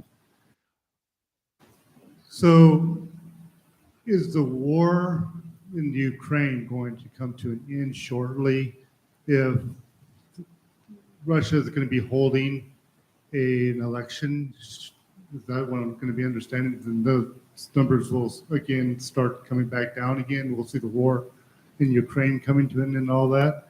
And I also understand, because I heard in the news somewhere, that Putin is also going into surgery. Is that going to have any effect to what's happening in that area? I'm sorry, I didn't hear that he was going where? Into surgery? Oh, right. So yeah, the health issues again. Well, start with maybe with that second question. Again, if you take out the Putin from the system, he's kind of the center of it. So it's going to be extremely disturbing for the system. Essentially, it's run by a set of clans which don't quite like each other. So Putin was like this central peg that is holding everything together. So health issues are a succession problem. Actually, what you're hinting at is a succession problem. Who comes after the current dictator is always the Achilles heel of these regimes. Because while they rule, they try to eliminate any alternative. So, and that kind of creates all the distortions we're seeing now in Ukraine, the incompetence. Like, you promote the incompetent because they're loyal. If they're competent, they can displace you. So you eliminate anything that can replace you. Then when you need to be replaced, well, there's nobody to replace you. So that will be tremendous. That's kind of almost a risk of collapse for the system. Again, it will be very disingenuous to try to predict, because things are, I think even Mr. Putin doesn't know, so I cannot pretend to know better than him how things will play out. But it's a very dangerous moment of uncertainty. Russia today is weaker than the Soviet Union, but it's actually more dangerous given this background. The Soviet Union was a scary, evil empire, for sure, but it was a more controlled, delusional one. In a sense, they thought they will never collapse, so they sleepwalked into their own collapse. This regime is more mafia-like, if you like. This is your Sinaloa cartel with nuclear weapons. And you can use your imagination where that might go. So it's a very dangerous background. Definitely. Sorry about that. Another question from a chat member, John Seljo, a teacher here at York School, asked, some people assume that it's some sort of a law of physics that once a country is a democracy, it'll stay that way. Can you comment on this theory and give some examples of where it has not held true, or maybe where it has? Yeah, so again, that's one of the kind of big preconceptions that we have to deal with. So every democracy is a very fragile thing as well. It relies on balance. It relies on forbearance, accepting the other. It's actually the loser's consent, if you like, is what sustains democracies. When you lose an election, you're okay to be in opposition for a while and then assume that you can come back to power again. You won't get exterminated or something. When you start having countries getting polarized, as a lot of Western democracies are today, that's when the tissue of democracy starts to fray, because you can't have that replacement in power go so smoothly and easily as you would wish. And what's the kind of the driver of those things? Oftentimes a crises, like these deep social, economic, political crises that really disturb the equilibrium. And that's what opens the road for demagogues, which are these strongmen. They say, I come and fix it for you. We'll just push aside institutions, we'll push aside constitutions, and we'll just have the strongman be the great leader, a very patriarchal leader who will fix things for you, basically. Just follow me. Actually, there's this direct quote. I was almost tempted to put it in the slides. Viktor Orban, the Hungarian leader, said, in a crisis, you don't need institutions. You just need leaders who are strong and say, follow me. Strong leaders are needed in crisis, something along those lines. And it's a very natural human urge to go for that, right? So like, you're desperate. You see the slowness and the gridlock of democracy, and you just want somebody to break through that and fix things for you. It's an urge that like even very highly educated, sophisticated people fall for. And again, historically, the 30s are an example. Even in the United States, there were, if you like, islands of dictatorship. Governor Huey Long of Louisiana, for the lovers of history, you can research how that's played out. So one state in the U.S. was really governed by a dictatorship in that period, and he was becoming a nationally popular leader, contending actually with FDR before he was assassinated. And I think that's so valuable to recognize that dictatorship happens on all of these different levels, whether it be internationally, just on a national level, or even on that more local level. I believe we'll be taking another question from the chat, or from the house now. Hear me? Yeah. So what, in our society, what actions should we be taking, or what safeguards are potentially failing to ensure that our democracy remains strong? Yeah, thank you. That's a great and difficult question to answer. Again, like this is a very like democracy is a very fragile thing, and there's so many, almost, you can't even count the ways that it can start to crack and collapse. And it's the first and the key underlying current that undermines it is a crisis of some sort, like something that makes a lot of people desperate and wanting to turn to this type of leadership. So, solve all of your crises, I guess, is the solution. Be great and have no crises, and then have everything go. So that's like the winning formula, definitely. But even when countries are going through crises and reforms and difficult processes, in some ways, again, I mentioned the 30s. The 30s are sort of an example. You need to come up with great leadership and great reforms that pass through those rough spots on the road, if you like. It's crucial to reinforce in the meantime, while we have to endure the siege, if you like, by these types of strongman threats, is to reinforce key institutions that are roadblocks for this type of leadership. So media are one, and media is a big issue right now because media has become a much larger phenomenon than ever in human history. You have all sorts of media that are not curated, controlled, not even understood really by most of the population and the leaders in the world. So media is one crucial institution. Also representative institutions. Being able as a politician to withstand a strongman running against you, kind of a populist strongman, is a very difficult thing. Being a moderate these days is hard. From whichever side of the spectrum you get attacked, don't assume it's just one left or right. It can go both ways. So really a very unsatisfying answer. I'm sorry. It's like there's no magic formula. You have to plug all the holes, if you like, if you want to prevent the leak here. Well spoken. I think we have time for about 2 more questions this evening. Are there any other in-house? And then we'll take the final one from the chat. Awesome. All you, Yurib. I was just wondering, how would you remove Putin? I'm sorry, I missed that. Could you? Oh, how would you remove Putin? How would I remove Putin? Yeah. Well, there are satisfying and unsatisfying ways to do that. Like,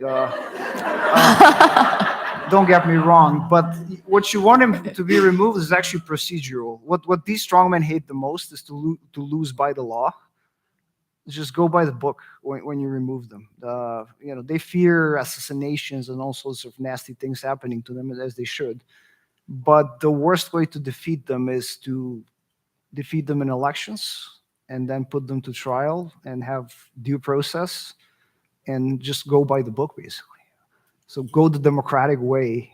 And that's how you defeat. You don't need to defeat the person because that person can be replaced. You should never focus on the strong man or particular name. You should be afraid of a strong man in this setup. So you want to, and the way to defeat that is to create institutional roadblocks again, and to have procedure to defeat them, basically. You can't beat the procedure. You can't beat the Constitution. You can't beat the law. That's what really destroys the idea of a strongman, rather just a person that's playing that role.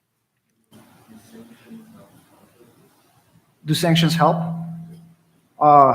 They do, but their sanction is like carpet bombing. It's not a precision-aimed weapon, if I'm to use a military term here. They hurt a lot of people, basically. They hurt the whole country.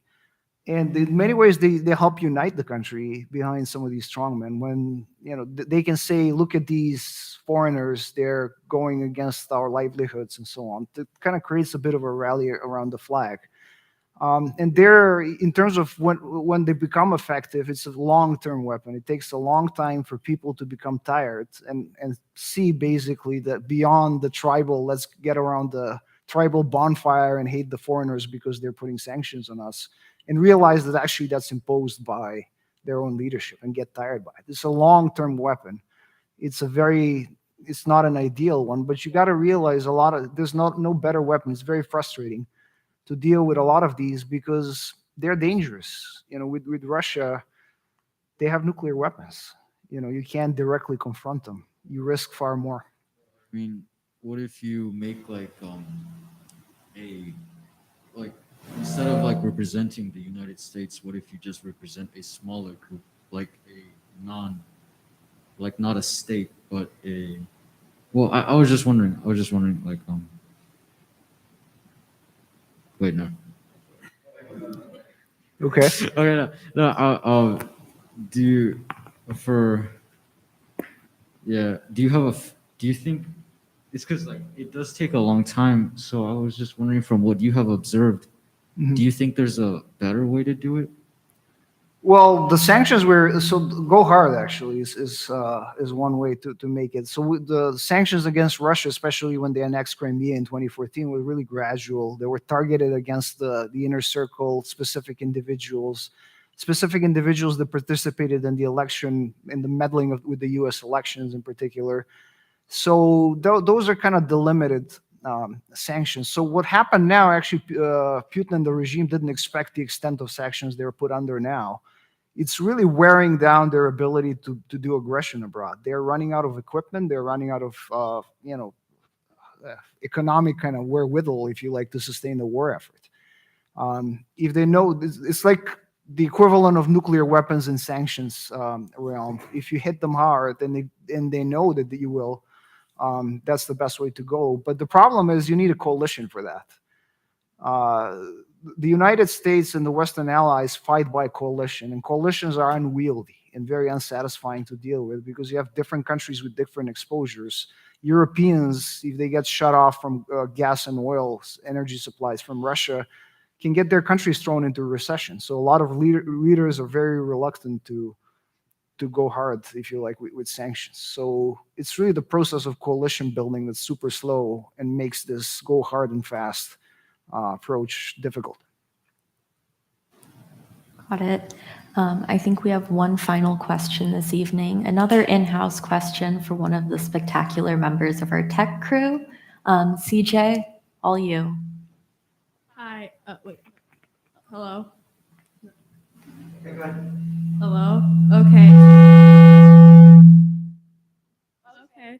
I was wondering, how severely is this affecting Russia and Ukraine's economical state? The whole conflict, it's absolute devastation, and in Ukraine in particular. So we shouldn't forget Ukraine is also a victim of like military aggression, horrific fighting going on, destruction of civilian life on an industrial scale, and all that brutality, and also war crimes, very obvious war crimes, even from what we can see without any investigation. It's absolutely devastating for the two countries, both of them. The Russian economy is going to be thrown into a severe recession as well. But it's also for the world, because these two countries are some of the biggest producers of agricultural goods. So a lot of the poorer nations in particular are importing their wheat from Ukraine. Russia has been, until the sanctions, a supplier of up to 70% of fertilizer in the world.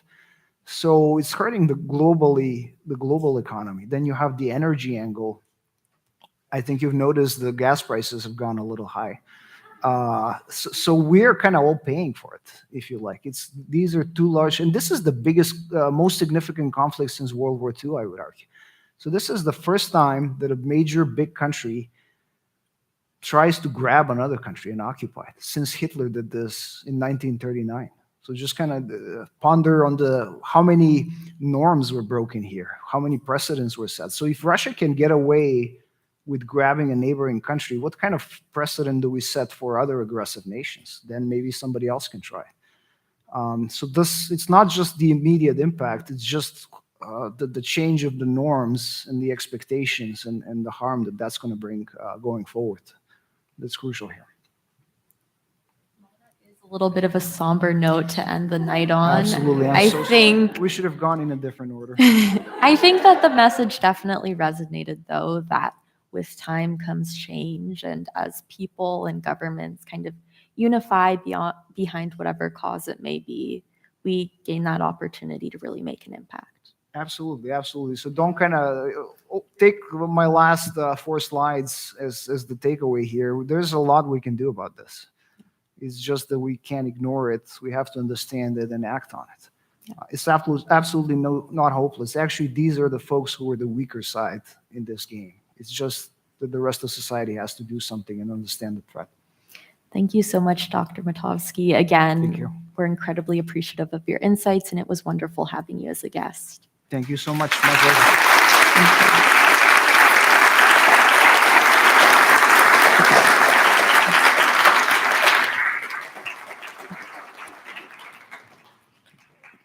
Thank you, Mr. Brookhauser.